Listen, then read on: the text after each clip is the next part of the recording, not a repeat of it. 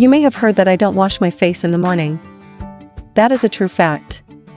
The question that other people have is, should you wash your face in the morning? Today, we're going to explain the science behind skincare, why I don't wash my face to start the day, and explain a little bit about my reasoning behind that so that you can choose what's best for you. Skincare and the science behind it is very complex. The biochemistry of how cosmetics and different products we put on our face interact with our biology and our beauty is fantastic. And as I've grown and learned more, I found what works for me. All skin is different, of course, but other people, including influencers and even dermatologists, have also stopped washing their face in the morning and found benefits. Let's explain exactly what's going on here. How many times do you wash your face a day? I would actually love to know, and let's post some comments and I'll have a conversation around this. Our bodies evolved to be smart. What normally is created by our skin is a substance called sebum. That is, the oily waxy substance that our pores secrete in order to protect our skin. It delivers lipids, it's a little bit of barrier protection, and it's a natural process. However, for those who suffer with acne or with dull skin, sometimes a sebum buildup is related to or a contributing factor to those skin problems. And if you've got pimples, you know what I'm talking about. Unfortunately, for those of us who have struggled with acne, it is a natural response to want to wash our face, or overly wash our face. Sometimes we're doing that by washing multiple times a day, or sometimes we're stripping our skin with harsh cleansers and harsh products that, yes, give us that squeaky, clean feeling, but overall really dry out the skin and cause the skin to either produce more sebum or just destroy our skin's barrier.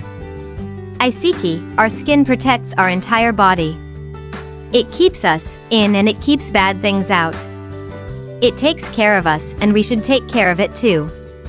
But when we strip it or over-cleanse it, we're actually stopping it from doing its job properly. You can kind of think of it as a fence that you're poking little holes in. And if you overstrip your skin by doing too many damaging procedures or using damaging products all at once, you're creating more holes in that fence. And over time, things can start to get through. From the outside in, that could be things like bacteria or viruses or things that can cause infection, but things can also get out, specifically hydration, water molecules that are inside of your skin naturally and are meant to stay in there. And when that transepidermal water loss across that barrier, transiently across that little fence starts to happen, it causes issues. When I started to understand this more, when I started to study medicine and really put myself into a more clinical setting when it comes to skincare, I was kind of shocked. Because back as a teenager, I thought that if I just washed my face more, I would be fixing the issue. When in reality, I was probably making it worse. But you see, at the same time, things do build up on our skin and we need to cleanse those off. Specifically pollution from the environment, such as UVA or UVB rays, those are naturally created by the sun, they hit our skin and they cause damage. And by cleansing and also by adding serums and other hydrating or antioxidant-infused products, we can fight some of that damage. Also, just pollution. If you're commuting in a car, if you work in a space with chemicals, fumes, manufacturing, even if you just burn incense or even candles in your own home, that smoke, those molecules that are in the air can cause environmental damage to your skin. Again, it's not something to freak out about, but it's something to be aware of. And of course, makeup. We're putting things on our skin, can potentially clog our pores, but at the end of the day, we need to take that off. Which is why cleansing and taking care of your skin is important. The question is, how often should you cleanse your skin, and is it really that necessary to do in the morning? We've done videos on what your skin does while you sleep. Because when you are getting some snoozing in, your skin is working really hard. Your skin actually repairs 3 times faster when you sleep. And we don't eat when we sleep for like 6 to 8 hours.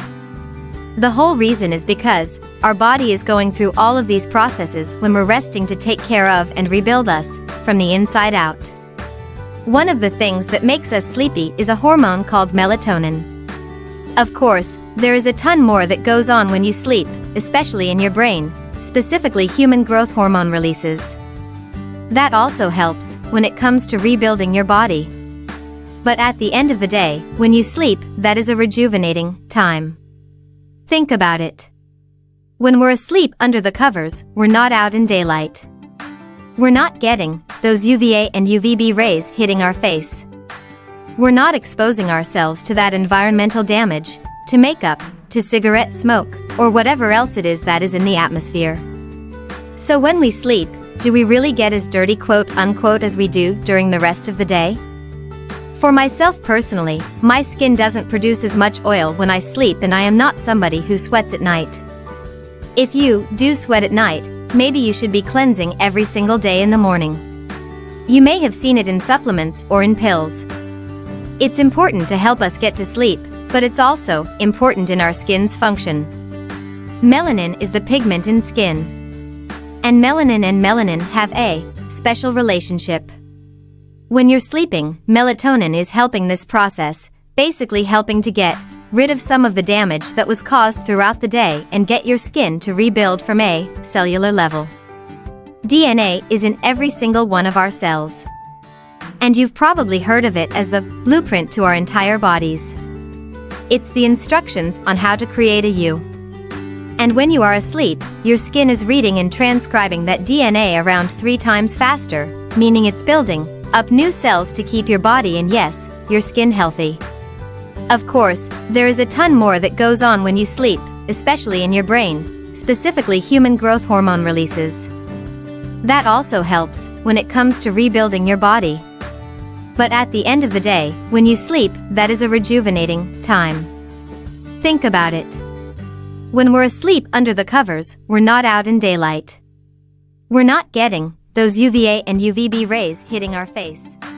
And when I wake up in the morning, it's not like I sweated that off. It's not like I had a bunch of new nasty things on my face. I wake up and my face is still relatively clean.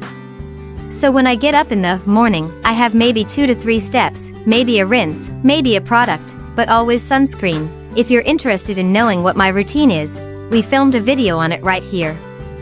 You can totally feel free to watch that. But the basis of it is that my nighttime routine sets me up for the next day.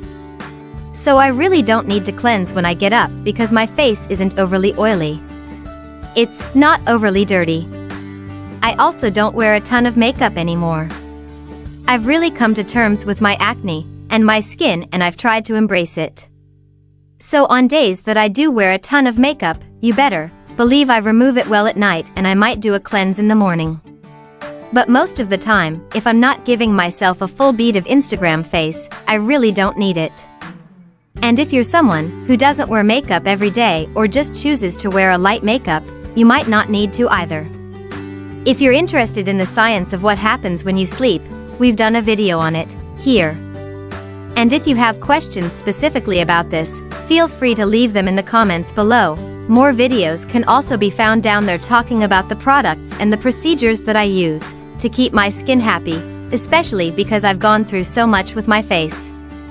But as always, if you have questions, please ask them, because skincare is self-care and asking is what gets you answers.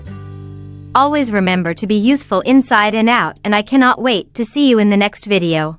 And don't forget to like, share, comments and subscribe my channel Diana Lamara Vlog.